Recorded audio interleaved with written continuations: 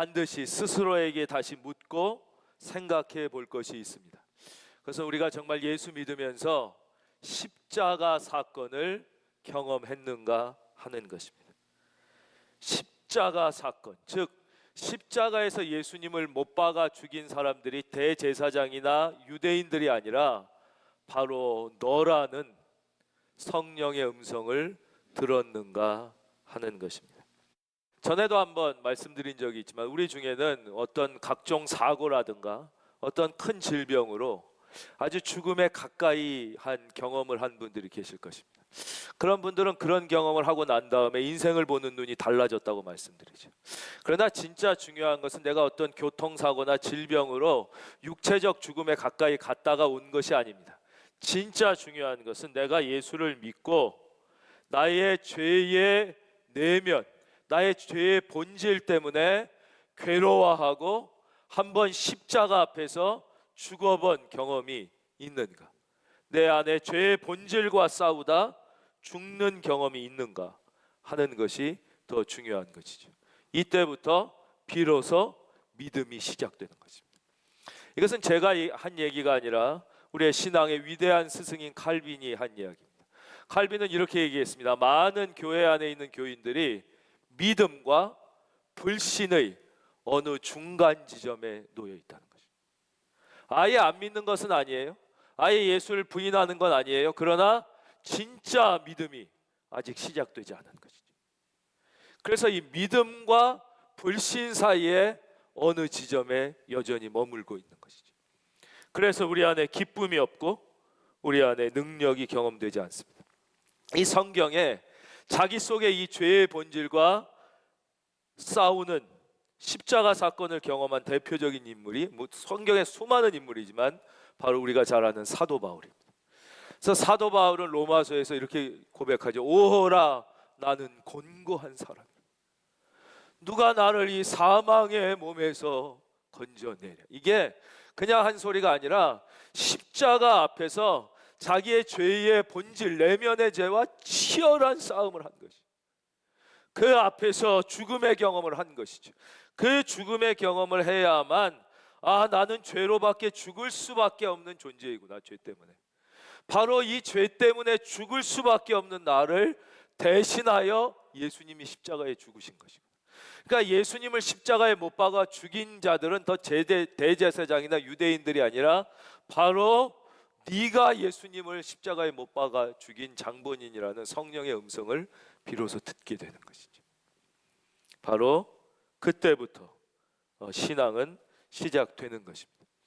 그러니까 제자훈련이란 무엇인가? 우리가 아까도 제자훈련 말씀드렸고 우리 교회에 제자훈련을 열심히 받으시는 분이 많은데, 제자훈련이 무엇인가에 대해서도 예수님이 직접 우리에게 분명하게 설명해 주셨습니다. 그게 마태복음 16장 24절 말씀인데요, 보세요. 예수께서 제자들에게 이르시되 누구든지 나를 따라오려거든. 제자훈련이란 무엇이냐? 제자란 자기를 부인하고 자기 십자가를 지고 나를 따르는 것. 그러니까 제자 훈련의 핵심, 제자 훈련의 본질은 딱 이거 하나예요. 자기 부인하는 거예요. 자기 부인이 안 되죠. 자기 부인이 교육으로 됩니까? 많이 교육받는다고 자기 부인이 됩니까? 아니면 무슨 머리가 좋아서 전교 1등을 한다고 자기 부인이 됩니까? 돈이 많아지면 자기 부인이 됩니까? 여러분이 원하는 축복을 받으면 자기 부인. 점점 자기는 더 십자가 앞에서 자기가 죽는 경험을 할 때만 이제 자기 부인이 되는 것이에요. 그래서 이 자기를 부인하고 자기 십자가를 지고 나를 따르라는 이 말씀의 뜻은 바로 예수 그리스도의 십자가 앞에서 자기 존재의 죽음을 경험할 때만, 십자가 사건이 이루어질 때만 진정한 구원이, 진정한 부활이 시작된다는 뜻입니다. 자, 이제 오늘 본문으로 들어가겠습니다. 17절. 이에 두 사도가 그들에게 안수함에 성령을 받는지라. 그러니까 지난 시간에 사도들이 이 예수 믿게 된 사마리아 사람들에게 가서 한 첫 번째 사역이 바로 성령이 임하도록 기도했다는 것이에요. 보겠습니다. 14절.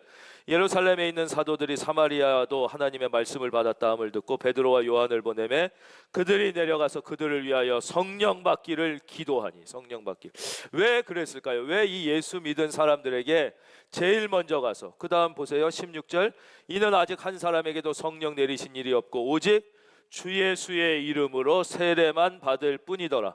이 예수님의 이름으로 세례 받은 사람에게 왜 제일 처음 한 일이 성령 받기를 기도한 것일까요? 다시 말씀드리지만 그게 그만큼 중요하기 때문에. 즉 예수 믿은 사람에게, 세례 받은 사람에게 제일 중요한 사건은, 저를 봐주십시오, 세례 받는 거예요. 이건 예수님이 그렇게 말씀하셨어요. 그래서 예수님이 뭐라고 그러시냐면 제자들에게 아버지께서 너희에게 약속하신 것, 즉 성령이 임하기 전까지는 예루살렘을 한 발짝도 떠나지 말고 오직 성령 받기를 기다리라고 그러시잖아요. 그래서 감람산에서 예수님이 승천하면서 마지막 그 말씀을 하시니까 제자들이 예수님 승천한 다음에 다 예루살렘으로 내려와서 한 발짝도 떠나지 않고 거기서 간절하게 성령이 임하기를 기도한 것이죠. 그러니까 그 자리에 성령이 임하게 됐고 오직 성령이 너희에게 임하시면 너희가 권능을 받고, 권능은 권세와 능력이에요. 귀신을 제압하는 권세, 어두움의 세력을 제압하는 권세와 예수 그리스도의 복음을 타협 없이 증거할 수 있는 능력을 받게 돼요. 그래서 오직 성령이 너희에게 임하시면 너희가 권능을 받고 예루살렘과 온 유대와 사마리아와 땅끝까지 이르러 내 증인이 되리라, 이렇게 말씀하십니다. 여러분, 하나님의 일은 절대 인간의 경험으로는 되지 않습니다. 인간의 지혜나 인간의 방법이나 인간의 지식과 인간의 경험으로는 하나님의 일은 하나도 할 수 없어요. 영혼 구원은 절대 불가한 것이. 하나님의 일은 꼭 하나님의 방법으로만 가능한 것이. 하나님의 일은 하나님의 능력으로만 가능한 것이에요. 그런데 이 하나님의 능력이 언제 임하냐? 바로 우리가 예수 믿고 예수님의 말씀처럼 사모하고 기다려서. 그래서 우리가 이 육체를 입고 오신 하나님인 예수님에 대해서는 비교적 잘 압니다. 근데 문제는 이 영으로 오신 예수님인 성령에 대해서는 너무나 무지하고 오히려 그 성령님을 너무나 무시하는 경향이 있다는 것이죠. 무시하는 게. 이래서는 안 된다는 것이. 그래서 오직 성령이 너에게 임하실 때만 우리에게 능력이 임하게 된다는 것이. 이게 가장 중요한 것이기 때문에 여러분들에게 이 성령의 은혜를 사모하는 마음이 있기를 주의 이름으로 축원합니다. 그래서 사도들이 주 예수의 이름으로 세례받은 사람들이 제일 먼저 가서 한 게 성령 받기를 기도했어요. 그랬더니 이에 두 사도가 그들에게 안수하며 성령을 받았습니다.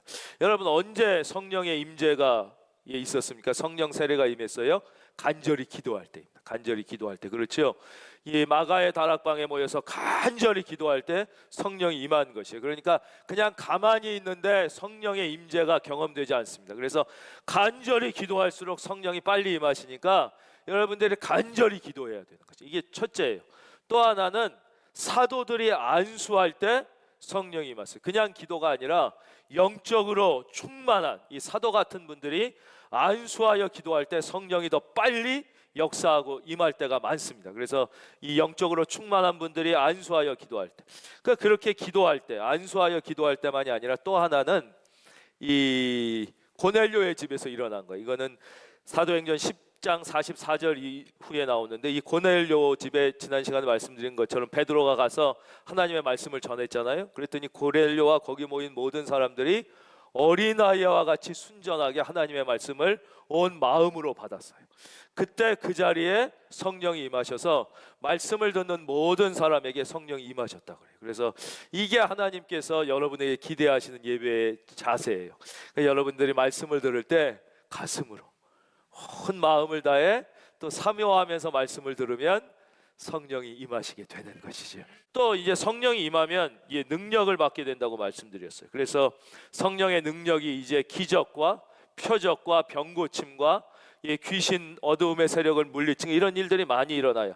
이렇게 성령의 능력으로 강력하게 역사한 주의 종도 우리가 잘 아는 바와 같이 사도 바울이 대표적인 분입니다. 그래서 사도 바울이 가는 곳마다 막 사람이 깨지고 무너지고 병자가 일어나고 귀신이 쫓겨나, 그 정도가 아니라 죽은 사람마저도 막 살아나는 역사가 일어났어요.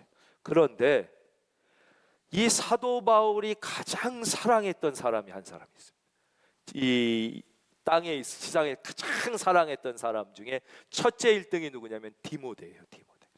그래서 디모데를 사도 바울이 이렇게 부르잖아요. 나의 영으로 낳은 아들 디모데야.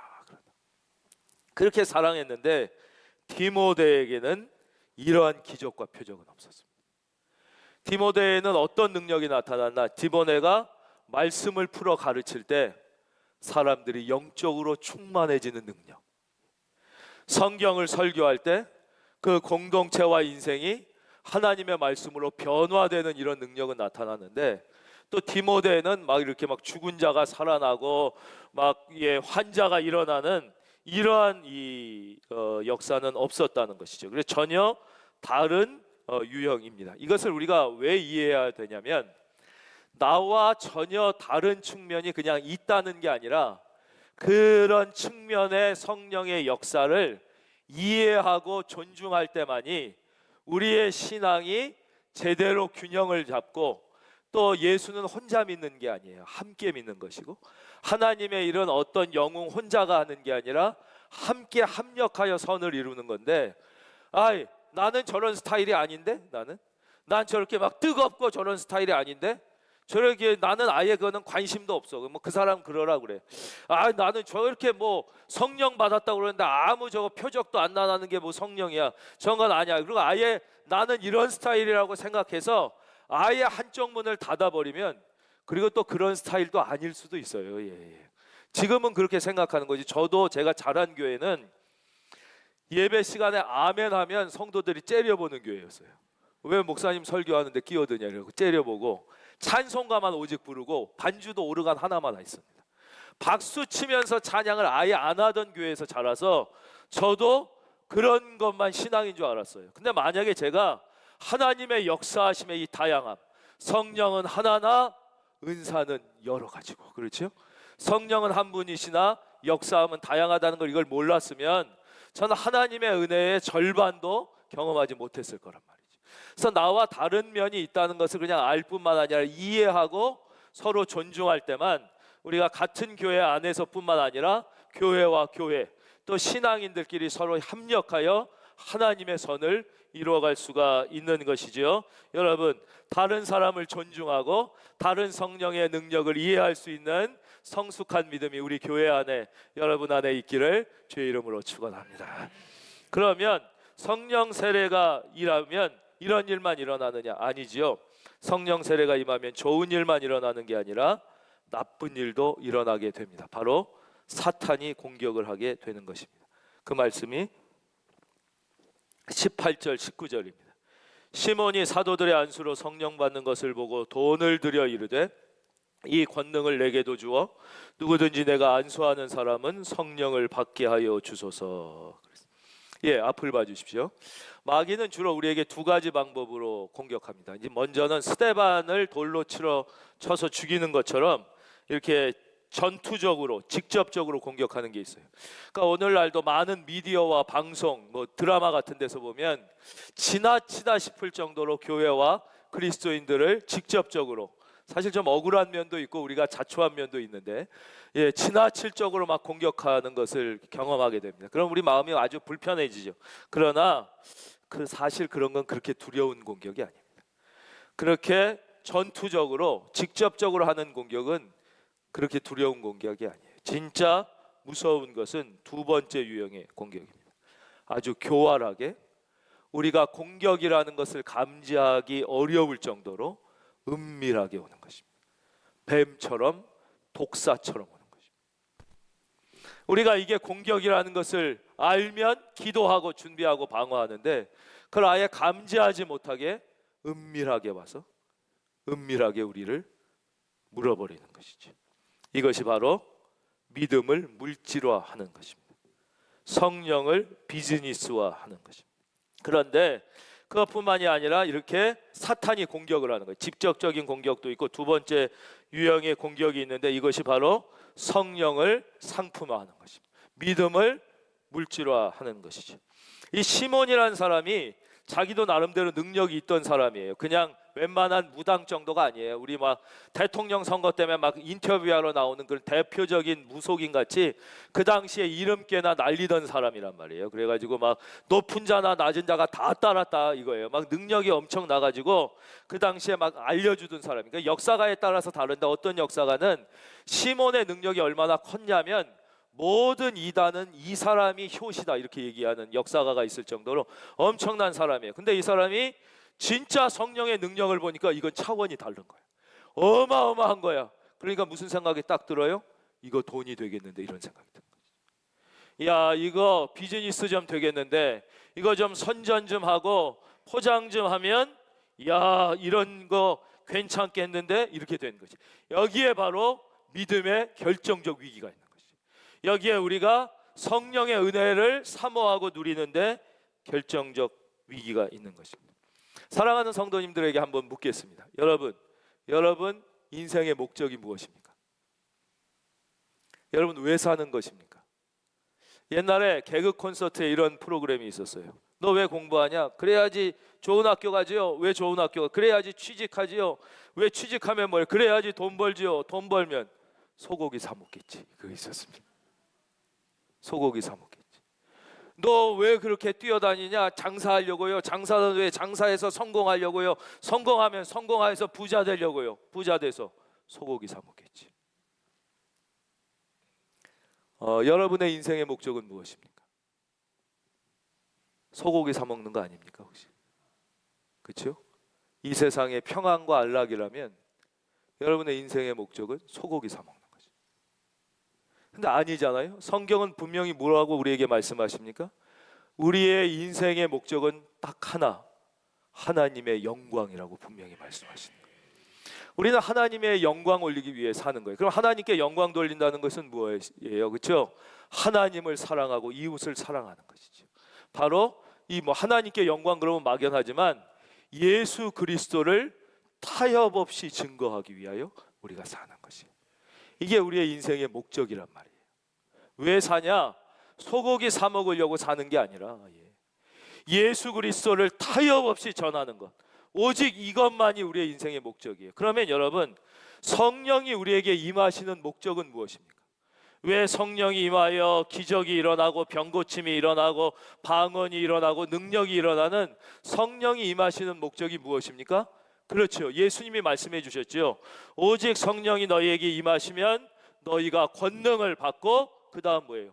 예루살렘과 온 유대와 사마리아와 땅끝까지 이르러 내 증인 예수 그리스도를 타협 없이 증거하게 된다는 거예요. 즉 성령이 임하시는 목적이란 무엇이냐? 결국 축복과 기적과 병나음과 여러분이 건강해지고 자녀 잘 키우는 게 목적이 아니라 예수 그리스도를 타협 없이, 할렐루야, 즉 예수 그리스도를 타협 없이 증거하기 위하여 성령이 오시는 거예요.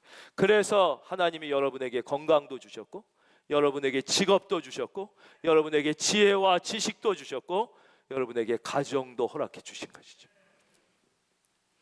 그런데 성령을 강조하면서 이 예수 그리스도의 복음, 즉 선교와 전도와 구제를 얘기하지 않으면 그래서 이것은 다 거짓말이라는 거죠. 이것은 사기입니다. 성령이 임하신 목적은 결국 영혼을 구원하는 것이 선교와 전도와 구제입니다. 그래서 그 교회에 아무리 현상적으로 어마어마한 성령의 역사가 일어나는 것 같아도 결국은 열매를 아는 거예요. 열매를.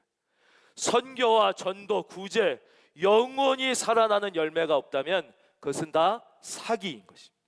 그것은 다 거짓말이죠. 성도님의 삶도 마찬가지입니다. 여러분, 예수님이 왜 여러분을 구원하시고 여러분에게 건강도 주시고 지식도 주시고 가정도 주셨느냐? 바로 성령의 은혜를 왜 주시느냐? 여러분들이 선교와 전도와 구제를 하며 살게 하기 위하여 하나님이 주신 것이지 성령이 여러분의 수단이 아니라는 것이에요. 하나님, 예수님, 성령님은 우리의 예배와 영광을 받으실 목적이지 여러분들에게 물질적 축복, 건강, 자녀 잘 되게 하고 여러분을 행복하게 만드는 수단이 아니라는 거지. 근데 한국 교회의 비극, 지금까지 성령 사역을 얘기했던 많은 교회의 비극이 이 우리의 유일한 예배의 대상이며 목적이신 하나님, 예수님, 성령님을 나에게 축복을 주고 나를 건강하게 하고 세상적으로 성공하게 하고 병 고쳐주고 자녀 잘 되게 하는 이런 인간적인 자랑을 하는 이런 수단으로 전락시킨 것이죠. 여기에 무서운 사탄의 속임수가 숨어 있는 것입니다. 속임수가 아니라 속임수. 그래서 우리의 영광과 목적이 되실 하나님을 나의 수단으로 전락시킨 것이죠. 여러분들이 지금까지 혹시 그렇게 예수 믿는 분이 계시다면 오늘부터 다시 시작해야 되는 것입니다. 여러분, 늦지 않았습니다. 하나님, 예수님, 성령님은 우리의 예배를 받으실 유일한 대상이며 우리의 삶의 목적이지, 나와 우리 가정에 축복을 주고 병을 고쳐주고 성공하게 해주고 나를 도와주는 수단이 아닌 것이죠.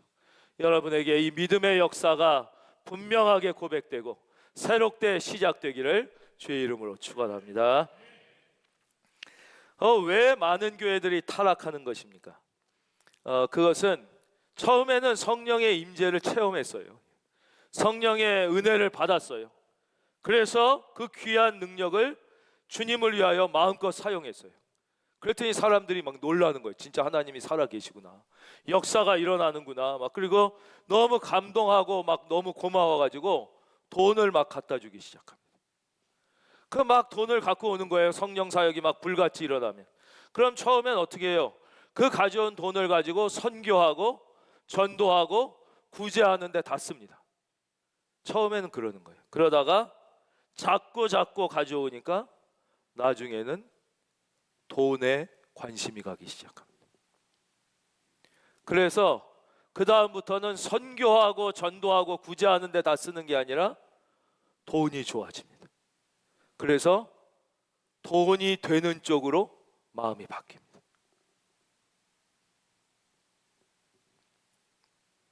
하나님의 영광이 아니라 어떻게 하면 돈을 많이 벌 수 있을까에 관심이 가는 것입니다. 사랑하는 성도님, 여러분은 하나님의 영광을 위해 살고 있습니까? 아니면 어떻게 하면 돈을 많이 벌 수 있을까를 생각하며 살고 있습니까? 우리가 타락한 교회를 욕할 자격이 없는 것입니다. 바로 여기서 이단이 나오는 것이죠. 그래서 교회는 어떠한 경우에도 교회의 이름을 가지고, 예수의 이름을 가지고 돈벌이를 하면 안 됩니다. 교회의 이름, 예수의 이름을 가지고 돈벌이를 하는 교회는 이미 절반 이상은 이단으로 넘어가 있는 것입니다. 교회와 목사는 절대 예수의 이름으로, 교회의 이름으로 인기를 얻거나 성공을 해서는 안 됩니다. 다시 말씀드리지만 성령은 돈, 인기, 성공을 위한 수단이 아니라 우리의 모든 것을 다해 예배할 우리의 예배의 대상인 하나님이시기 때문에, 그래서 어떤 목사든 개인이든 어떤 교회든 교회의 이름으로 돈을 번다든가, 그래서 교회의 이름으로 사업을 하는 것은, 이거는 어떠한 변명을 해도 이거는 다 잘못된 것입니다. 교회의 이름으로 세상의 인기를 얻는 것, 여기에 사탄의 두 번째 공격, 계략이 있는 것입니다. 즉, 너희에게 임한 이 축복, 이 믿음, 이 성령을 가지고 너의 돈벌이에 사용해라. 네가 건강해지고 네가 이 세상에 잘 먹고 잘 사는 걸로 하나님과 구원의 은혜를 수단화시키라. 이게 사탄의 두 번째 속임수였습니다. 근데 이 시몬이라는 사람이 돈을 주고 이 안수의 능력을 살라고 그랬어요. 즉 하나님의 은혜를 돈과 연결시켰습니다. 그래서 시몬을 미국 사람들은 시몬이라고 안 읽고 사이먼 이렇게 읽거든요. 그래서 이 시몬이란 이름 뒤에 Y를 붙이면 사이몬이라는 단어가 돼요. 이 영어 단어가 나왔어요. 무슨 뜻이냐면 성물을 매매해서 얻는 부정한 이익이란 뜻입니다. 성물을 매매, 그 아예 그 단어가 있어요. 시몬이. 또 하나는 성직 매매, 성직을 매매해서 얻는 부당한 이익을 아예 시몬이라고 그래요. 도저히 믿어지지 않지만 어떤 경우에는 우리나라에서도 교회를 사고 파는, 정말 그런 일이 있을까 믿어지지는 않지만 그런 경우도 있다고 하는 것이죠. 뭐 성도님이 한 50분 100분 되는 교회가 그 성도님의 머릿수를 따라서 교회를 사고 파는, 이게 도저히 있을 수 없는 경우가 있어요. 그리고 이렇게 성령 사역을 막 드러내서 하기 위해서 어떻게 하느냐, 실제 성령의 역사가 아닌데 성령의 역사를 조작하는 일도 있는, 사기치는 것이죠. 거의 이단들이 하는 거, 막 붙어 있는 거 있죠. 무슨 은사 집회, 무슨 치유 집회, 이런 거는 거의 100%가 다 사기라고 보면 되는 것입니다. 돈벌이를 하기 위해서 실제 성령의 역사가 아닌데 성령의 역사처럼 조작해내는 것입니다. 기존에도 이런 사람들이 있지요. 뭐냐, 최면을 거는 거예요. 최면술이라는 게 있으니까 진짜 성령의 역사가 아닌데 막 넘어져라 막 이렇게 하고 뭐 이렇게 해가지고 최면을 거는 이런 악한 방법을 쓰는 거예요. 왜 이렇게 하냐, 이렇게 해서 진짜 속에 가짜를 섞어 넣음으로써 사람들로 하여금 헷갈리게 하는 거예요. 저것도 가짜가 아닐까? 이게 진짜 속에 가짜가 넣으니까 진짜를, 이게 진짜인지 아닌지 못하게 해서 모두를 안 믿고 부정하게 만들어서 그 어마어마한 은혜, 그 능력을 못 받게 하려는, 이게 사탄의 계략인 것이에요. 그래서 부흥과, 진정한 부흥과 가짜 부흥, 진정한 성령의 역사와 이 조작하고 사기치고 최면수라는 걸 막 섞은 것이죠. 그래서 늘 다시 말씀드리지만 진짜 성령이 역사하는 교회이냐, 성령이 역사하는 사람이냐는 반드시 열매를 봐야 된다. 사도 바울처럼 디모데처럼 다를 수 있지만 선교와 전도와 영혼 구원과 구제라는 열매가 있는가, 그 공동체, 그것을 반드시 봐야지. 그 얘기는 안 하고 뭐 은사 집회다, 뭐 성령 역사다 그러고 맨날 축복, 병 고치고 잘 되고 뭐 돈 벌고 부자 되고 건강해지, 이런 얘기만 하는 것은 이건 다 성령의 역사가 아니라 사탄의 속임수가 아니라 속임수에 넘어가는 거예요. 여러분은 한 분도 사탄의 속임수에 넘어가지 말지어다. 예. 그래서 우리가 더 깊은 단계로 들어가면 어떻게 되느냐, 은혜를 깊이 받으면 이제 내가 예수를 위해 계속 손해보는 곳에서 기쁨을 누리는 거예요. 여러분, 예수 믿고 얼마만큼 손해보셨습니까? 예수 믿고 손해본 만큼이 진짜 믿음인 거죠. 예수 믿고 고통당한 것만큼이 진짜 믿음. 예수 때문에 손해보면서 내 마음속에 기쁨이 충만해지는 거예요. 예수님 때문에 억울한 일 당하면서 내 마음에 찬송이 충만해지는 거예요. 결국은 믿음은 2단계까지 가는 것이, 이게 성령 충만의 깊은 단계까지 가는 것이죠.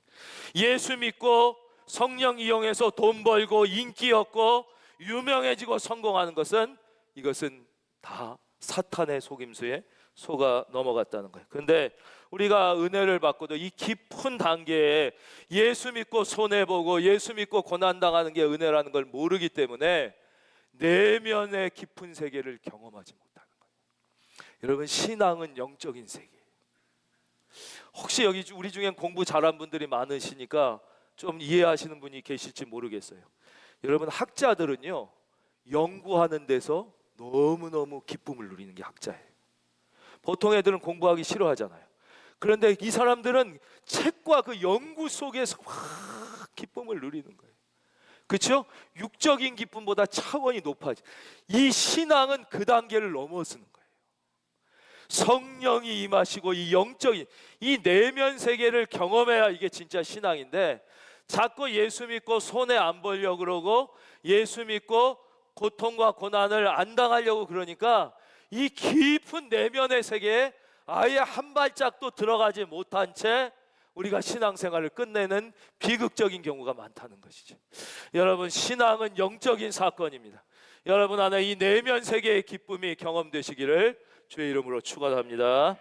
이 시몬에게 하는 말, 결국 신앙을 돈으로, 성령을 돈으로 연결시키면 어떻게 됩니까?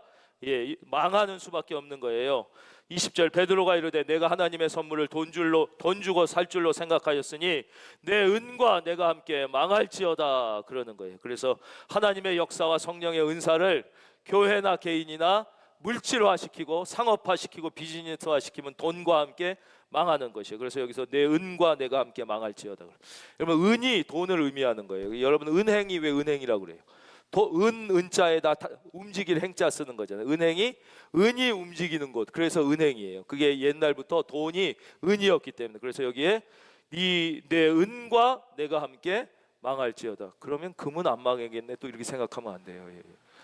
주식 하지 말라고 그러니까 그러면 땅 투기는 되나, 뭐 이렇게 생각하듯이 그러면 안 되는 거예요.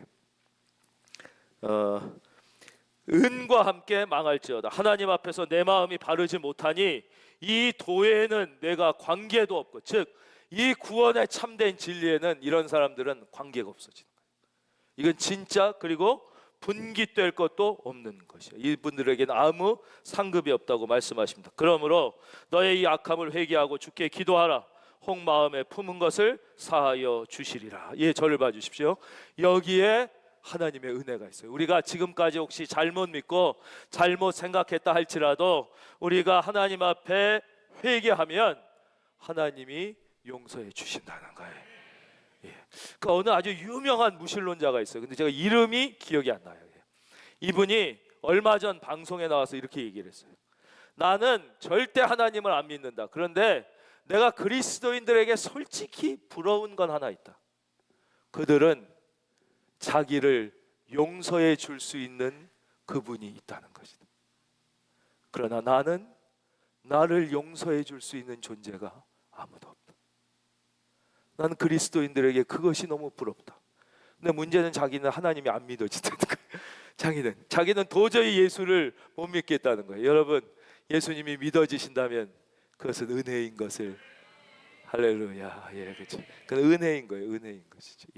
용서해 주시나 판사처럼 네가 네 죄를 시인하면 약간 감해주고 합당한 벌을 주겠다는 게 아니라 하나님께서 우리의 모든 죄를 용서해 주시겠다. 이게 회개예요. 그래서 회개. 그랬더니 시몬이 생각보다 순진합니다. 시몬이 대답하여 이르되 나를 위하여 주께 기도하여 말한 것이 하나도 내게 임하지 않게 하소서. 그래도 내가 알아주는 이단의 괴수였는데 나를 이렇게 무시해 이러지 않고 하나님 앞에 자존심 내세우지 않고, 하나님 앞에는 겸손한 사람이 은혜를 받는 거예요. 사도에게 구합니다. 오늘 우리는 다시 이 성령의 임재가 얼마나 중요한지, 예수님이 얼마나 중요하다고 말씀하셨는지 다시 살펴봤습니다. 성령의 임재는 늘 세 가지입니다. 첫째, 우리가 먼저 예수 믿고 구원받은 다음에 죄와 심판으로부터 자유함을 얻었지만 이 성령이 임재함에 따라 현재적 자유와 두려움에 대한 자유를 얻고 완전한 주님의 능력을 경험하게 된다는 거예요. 근데 두 번째는 조금 다른 경우가 있어요. 대부분이 그렇게 성령의 임재를 경험합니다. 다른 경우는 동시에 임하는 경우가 있어요. 내가 예수 믿고 고백하는 순간 성령의 세례가 동시에 임해서 어떤 분은 예수 믿는 순간부터 막 능력이 있고 기쁨이 있고 막 복음도 전하고 막 이렇게 사는 분들이 있어요. 훨씬 드문 경우입니다. 그러나 동시에 임하는 경우가 있고, 마지막 반대의 경우도 있습니다. 성령의 세례가 먼저 임하고 그 다음에 물 세례를 받는 경우도 있어요. 이거는 어떻게 된 경우냐, 고넬료처럼 예수님을 믿고 구원을 받았어요. 그러나 아직 교회 공동체나 이런 데서 세례를 받지는 못한 상태에서 말씀을 듣거나 기도를 들을 때 성령의 임재가 경험된 것이죠. 그렇게 한 다음에 내가 이제 교회 공동체에서 세례도 받아야겠구나. 그래서 나중에 물 세례를 받는, 근데 아주 드문 경우예요. 이런 경우가 있습니다.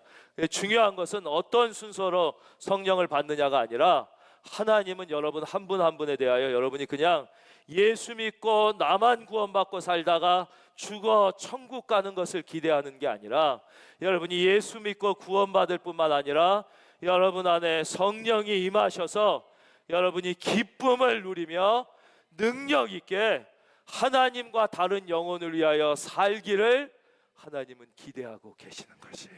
그래서 이번 고난 주간 한 주간 여러분에게 임재하신 성령님이 다시 충만해지시고, 또 성령의 은혜를 아직 받지 못한 분들은 성령을 사모하여 이 성령의 은혜를 경험하는 정말 의미 있는 고난 주간이 다 되시기를 주의 이름으로 축원합니다.